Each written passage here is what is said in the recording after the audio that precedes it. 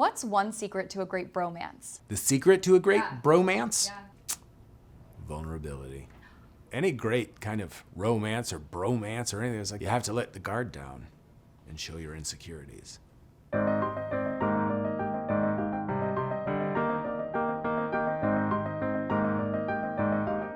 What's one guilty pleasure you have? I don't have any guilty pleasures. I just have pleasures. The guilty pleasure, when people say, oh, it's a guilty pleasure. I'm like, well, I feel guilty. I downloaded two entire seasons of Antiques Roadshow for the flight that I just took to Australia. And people say, like, that's not something you should download to watch on a 19-hour flight. But for me, it is. It's fantastic.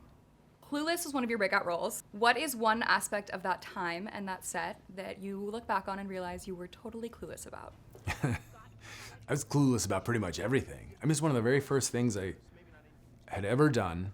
I kind of like look back and I miss that a little bit. You're excited about everything. It's all so new. It forces you like, oh, listen to other people and their ideas and be open and excited about learning all of this stuff and showing up every day and like, oh my God, I can't believe I'm here and that I got this job. You are in a new movie with Jenna Ortega, Death of a Unicorn. Feral horse. Mad, tumor-ridden, jumps in the middle of the road. It's a fucking unicorn. What's one thing Jenna taught you about Gen Z? I can't claim to know much about Gen Z, but what I can say about Jenna Ortega is that she's pretty exceptional in just about every single way. We would talk about music and stuff, and she's like, oh, Bill Fay or like the amazing Blondell. She would send me these playlists of like, this is the most incredible music from the 40s, 50s, 60s. So if there's one thing that Jenna has shown me is, oh yes, we cannot make generalizations about generations, or any group really. That's probably a good rule of thumb to live by. I have been told that you are a big fan of Withnail and I. Yeah, huge. It's one of my favorite movies ever. And that stars Richard E. Grant, who is also in Death of a Unicorn. Was there one moment working with him where you were pinching yourself? It really is an incredible thing when you get to sit with somebody like that. He's very forthcoming, and he would tell me stories about what it was like working on it. And every single time that would happen, I couldn't believe it.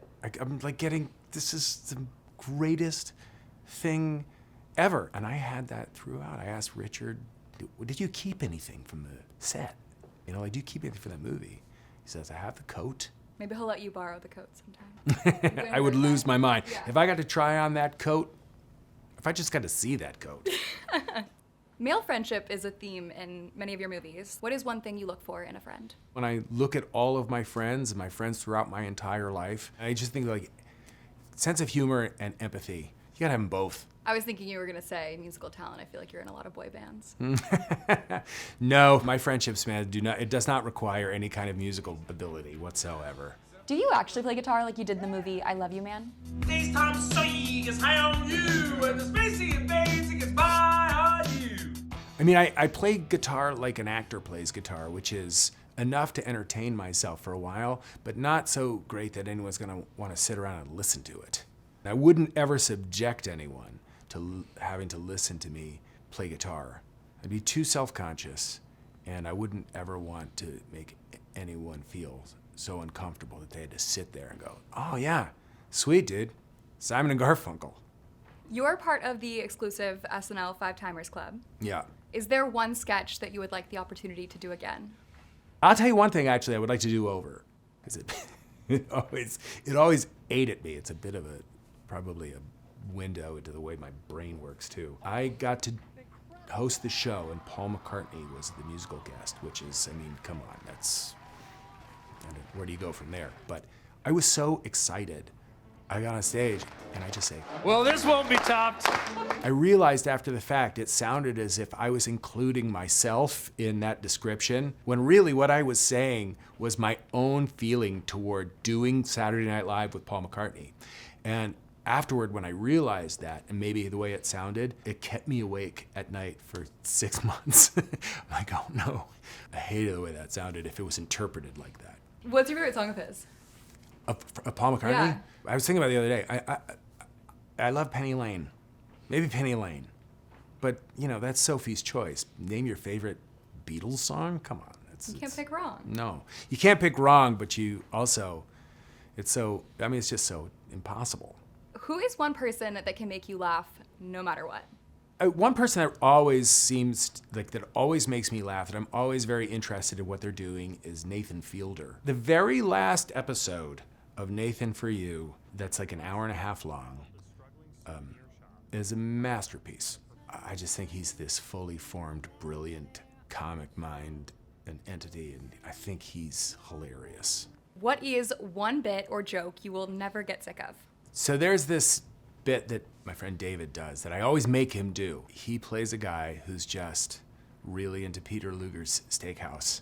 All right, you say you're a guy that's like, I'm coming to New York and I'm looking for a good restaurant, and I'll just do what David does. Hey, I'm coming to New York. Okay.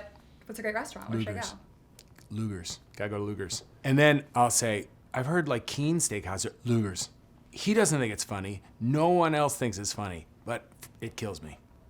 Which, by the way, I do love Peter Luger's. Medium rare? Medium. I know. Controversial. Sacrilege. You're starring with your friend Tim Robinson in a new movie called Friendship. This is my neighbor Craig. He's the best. What's one thing you would say about working with him? I met Tim when he was a writer on SNL, and I've always thought he was hilarious. But to work with him in this capacity, I worked with him on Friendship. One of the things we were starting was he's like, we got to take out all the jokes. It's like, oh no, I don't want to go for like the obvious funny jokes. That's not what this is about. And I think that it's the proof is in the pudding. The guy's totally fascinating and funny.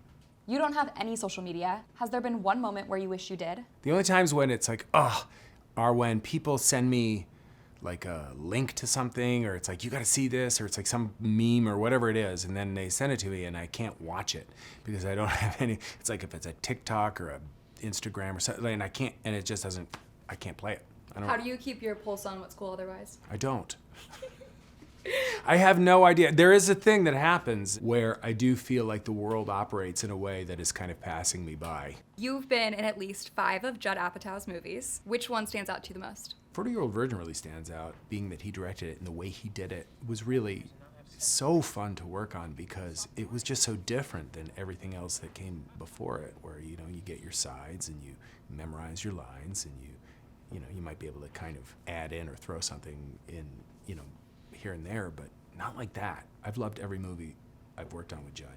Back in 2012, you were in the Judd Apatow film This Is 40. We're 40 years old. If we don't do it now, when are we gonna do it?